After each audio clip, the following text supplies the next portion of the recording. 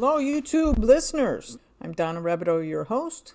Today, Candice and I are continuing our Reluctant Messenger Unleash.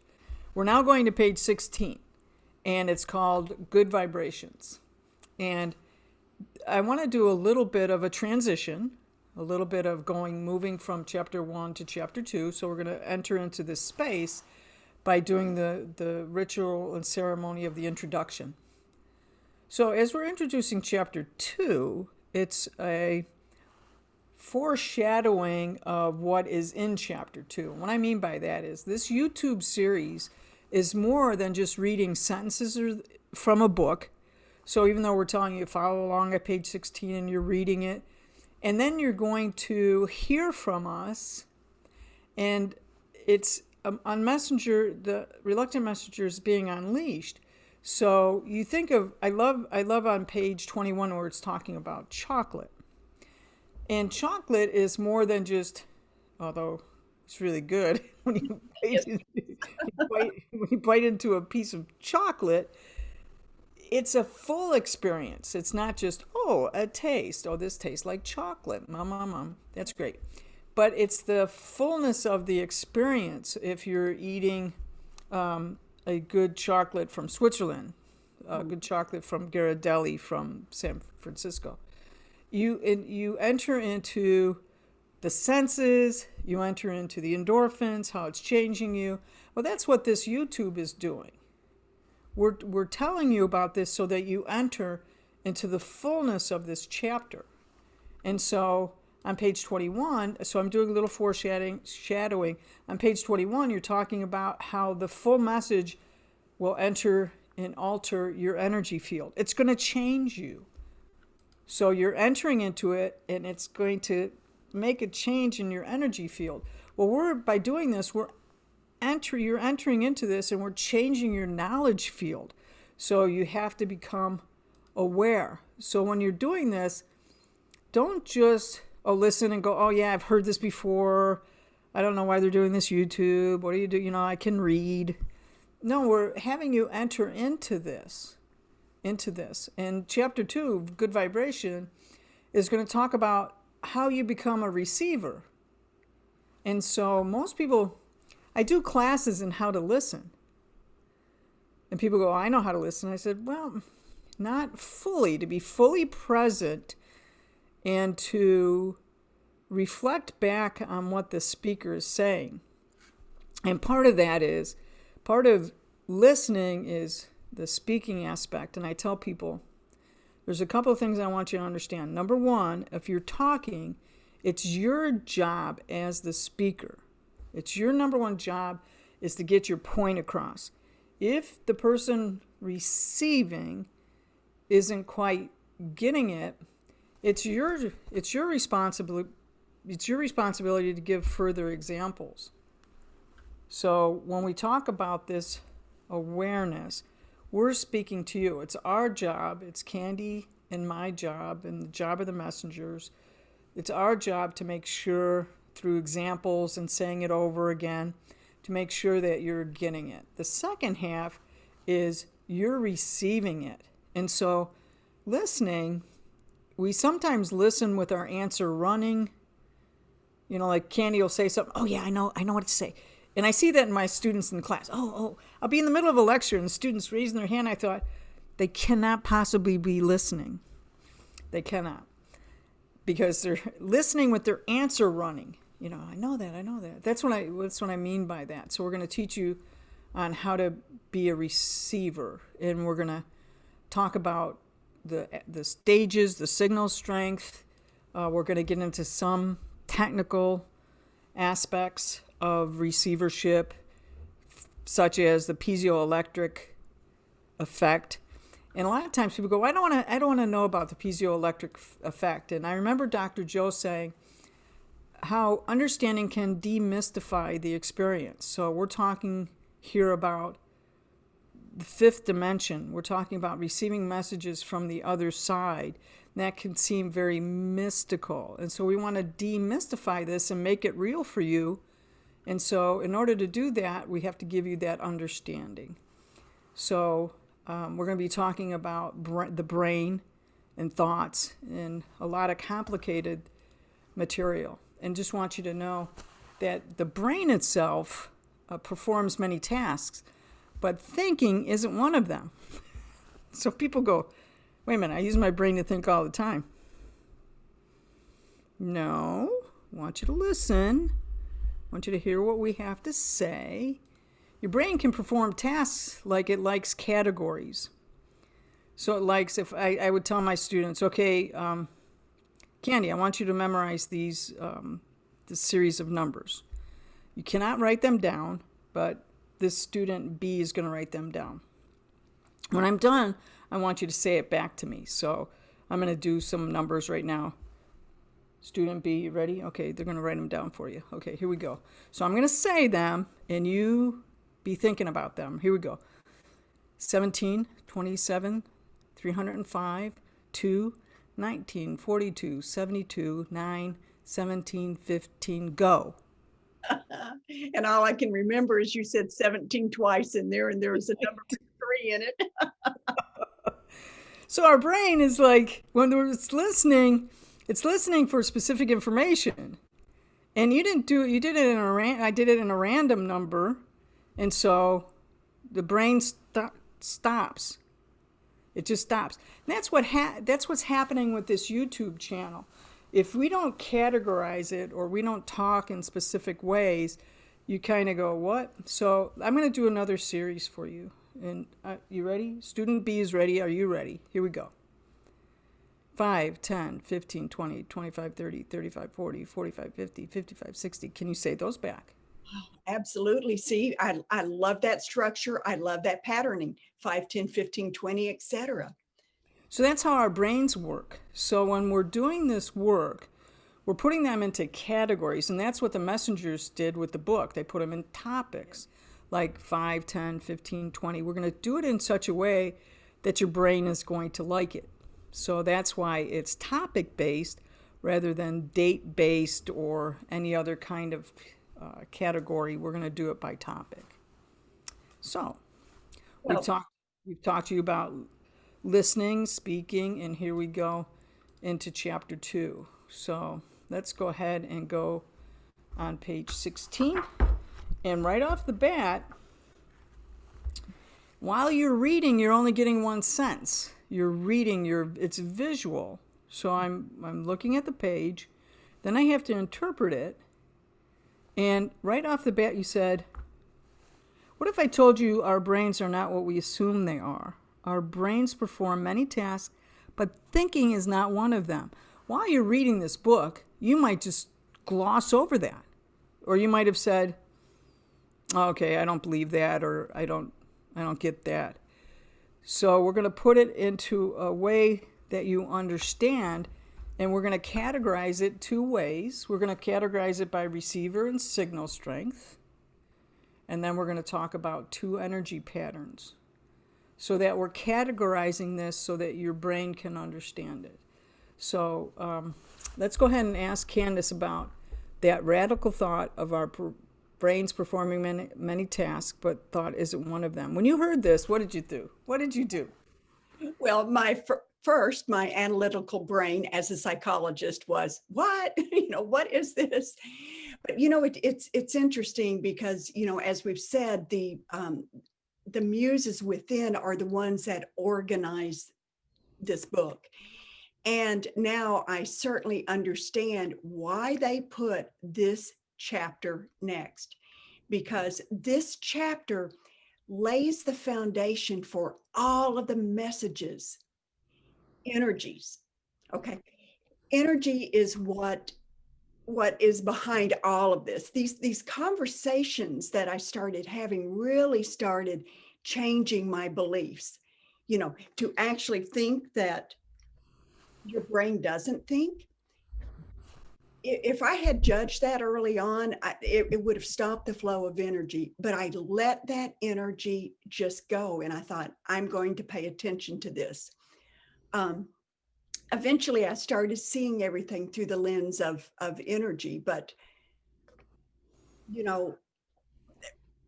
I first started off with a message about the flower And then there was that Royal Poinciana tree. And then I had messages about, people who had passed away. But getting to this chapter, this was so different, Donna.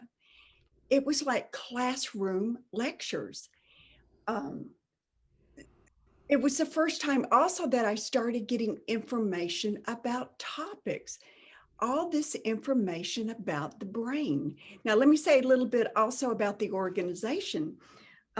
We start off on page 16, October 10th, 2013. This is only 6 weeks after my initial message. And this was so different. It's like, what's going on here? And then we have like a 7-month delay. There's all of this information comes in. But in retrospect, as I look back, I am learning that when you are communicating, especially with the non-physical, communication is so much more than just the words. It is that full vibrational pattern. And when I would communicate, we would link in our energy fields. I didn't know it at the time, but that is what was occurring. And as I did that, I was changing physically. My energy field was changing and allowing me to enter into their energy field. But what I really liked was them talking about finding the right energy frequency. Now I'm skipping over to page 18. The messenger started talking about using both. There were two systems. There was an energy recognition system, and there is an emotional guidance system. And just so people understand, is that the energy recognition system is about the signal itself. So we're going to be talking about the signal strength that's coming to you, and then the emotional guidance is about your receivership. So this is the signal coming in and you receiving. The emotional guidance system is kind of the how. And this is when it starts to show me and tell me and let me understand how I'm able to do this, and other people are able to do it. But the first step is recognizing it.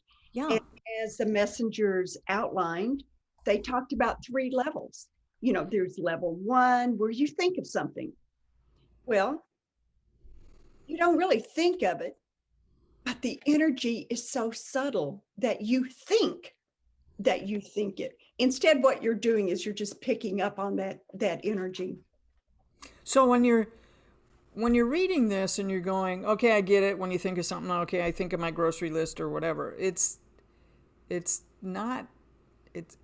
getting, when you're open to receiving something other than your 3D day-to-day grocery list. So I'm sitting there and I have to send a message to Candy. And I go, oh, let me think about that. And then when that thought comes in, that's what we're talking about. That first one, when you think of something, you believe it originated from them. Right, because the energy is so subtle. Subtle. You haven't recognized it. But what happens is, as we learn to recognize the energy, we think it's from us because we're building our energy recognition system. And so it is becoming part of our makeup. So that's why it's understandable to think, oh, I thought of that. Mm-hmm. But when the messengers told me about level number 2, it's like when something comes to you. And Donna, we've all done this. It's like you're talking to someone or you're doing something, and all of a sudden it's like, oh, where did that thought come from? You immediately recognize it. Oh, that's not from me. It's almost like a little surprise. It's like, I wonder why I thought of that. That's level 2. Yep. That's the energy that comes in is a little bit stronger to the point where you realize, oh, that wasn't from me. But level number 3 is something that you cannot ignore. When something absolutely just pops into your awareness out of the blue, it's like, what is this? it's a much stronger energy. So It yeah, look at it. we're making you aware of this because if you've got to get it now in chapter 2. And if you want to do this, you begin to it's that awareness. So you're becoming aware that there's these systems. Okay? I didn't know that. There are these 2 systems. And then in the first one, the energy recognition, there are 3 levels. I didn't know that. Okay? The first one is when I'm sitting there thinking thoughtfully about what to say to Candy and something comes in. And then there's the second one, I'm talking to Candy and boom, I say, oh, Candy, maybe we should do a YouTube video. Where did that come from?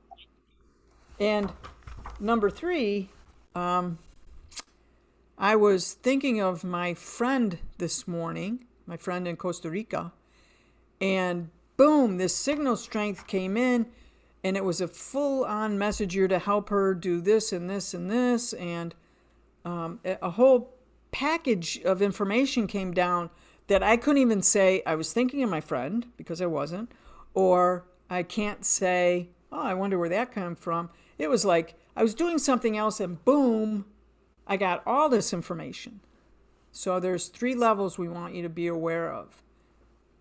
And the benefit of really recognizing it is, in your case, Donna, when all of a sudden you get this information from your friend and you know that you were not thinking of her, it just dropped into your awareness.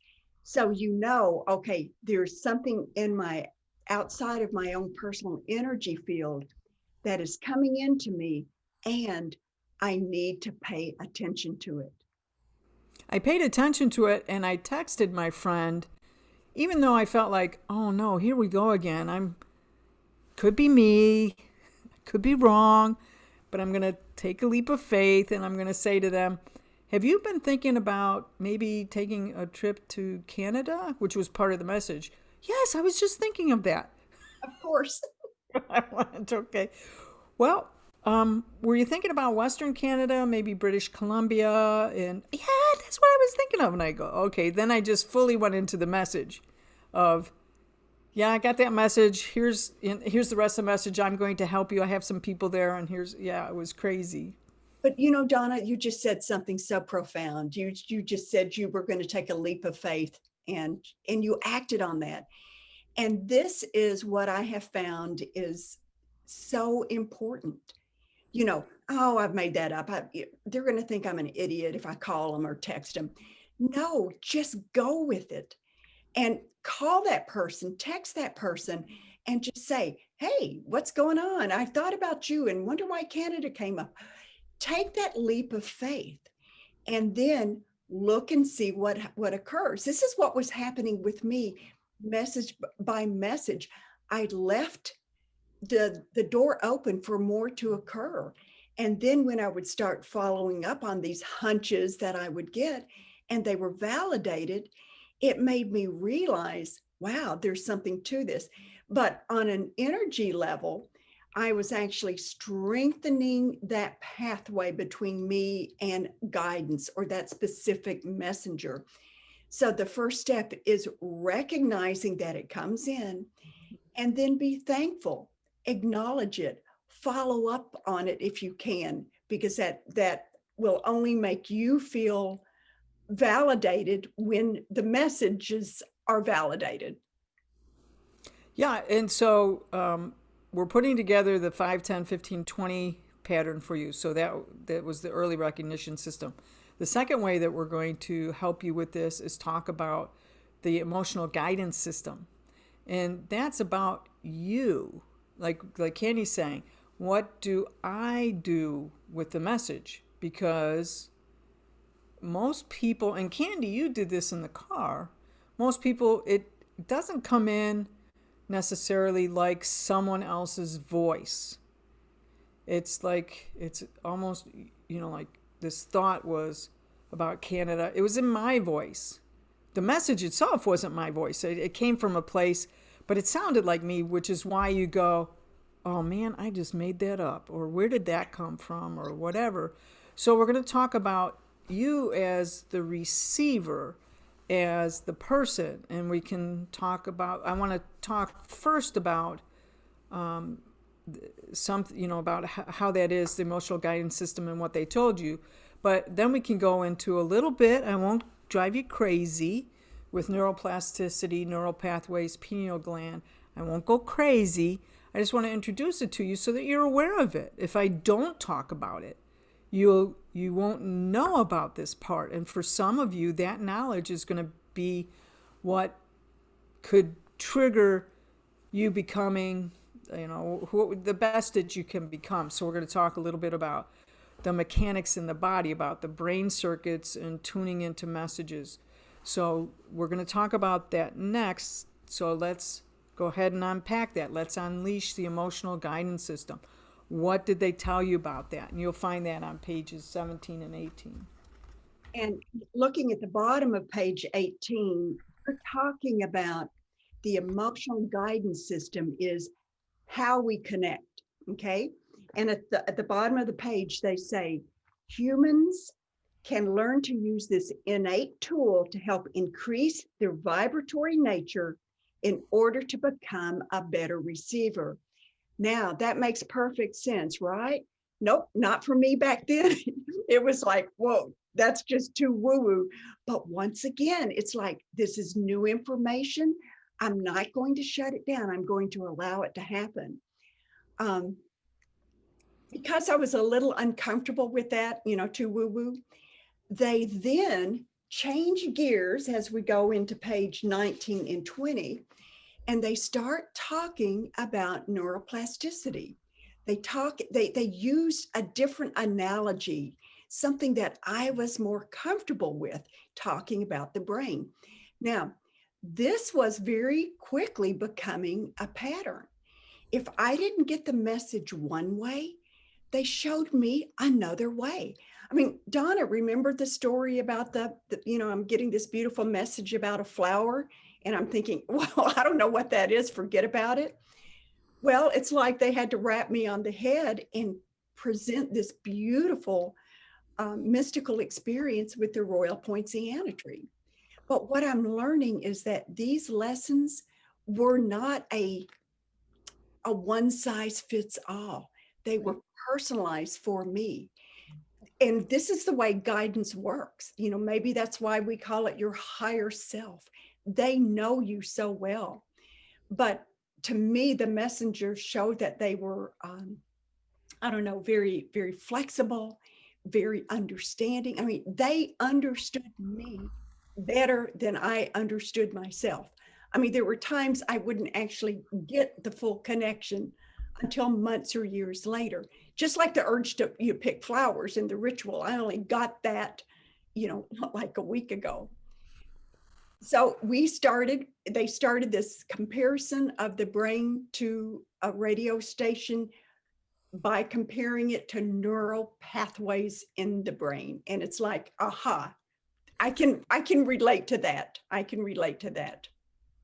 So for me, it was this part of the book, this message for Donna was your guides knew what was coming. And so they had to speak to me about neuroplasticity.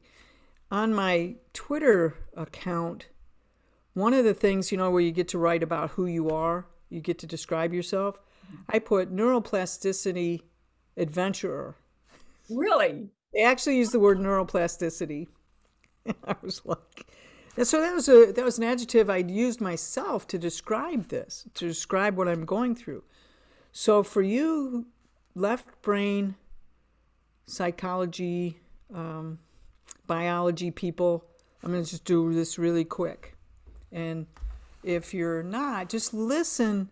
This maybe something I'm about to say might help you. So the human body, not just the brain. So we talked about your brain does many things. And so this is where the body, the physical body is going to work and how you can tune this in.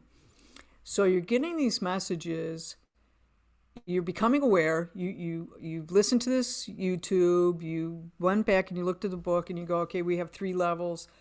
I'm still not getting it.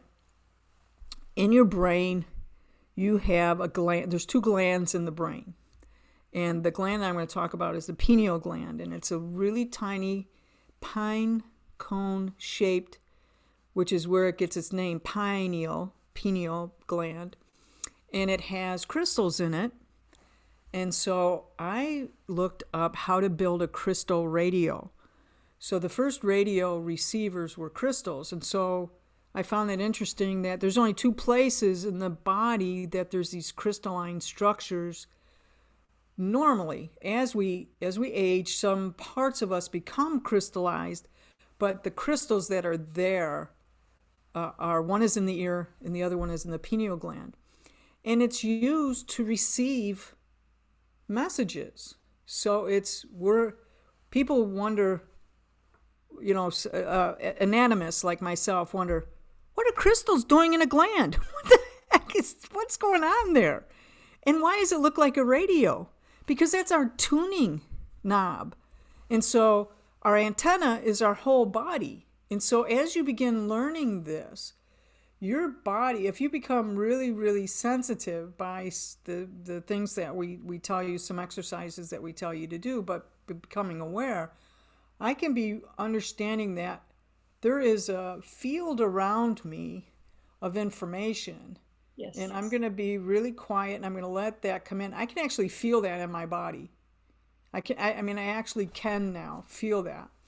And then I can picture my pineal gland and the brain circuits, the neural pathways I'm using as a tuning knob to get the message across. And on page 19 and 20 for your anatomist, on the bottom of page 19, and you can go to this institute, which of course, anytime you put a website up in a book, I'm going to go there. My friend Alan says, oh, put a website, Donna will go to it.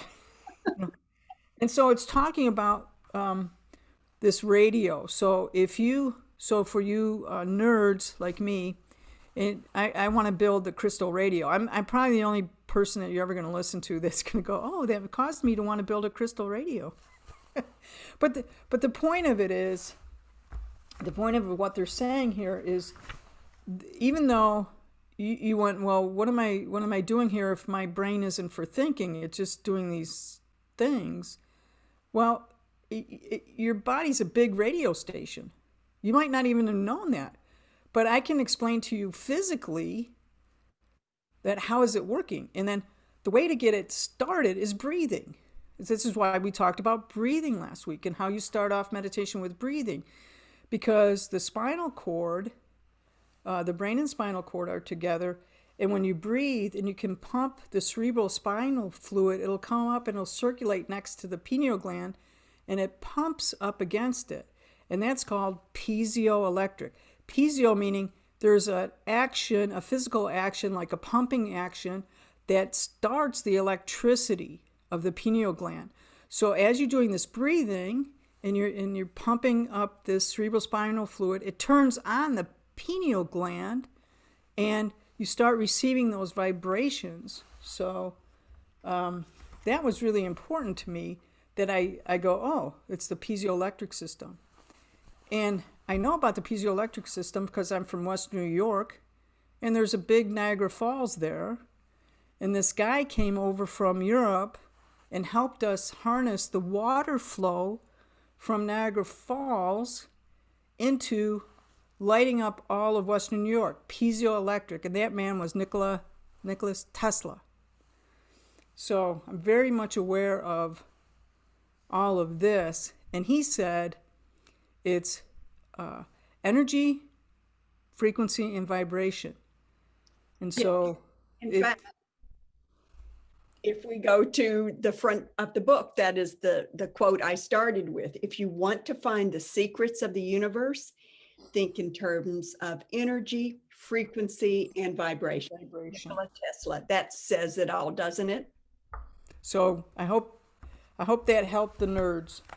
That it really spoke to me. And Tesla, I'm just waiting for the day where I start channeling Tesla because, yeah. Oh, me too. That would be great. I want to be there when that happens. Okay.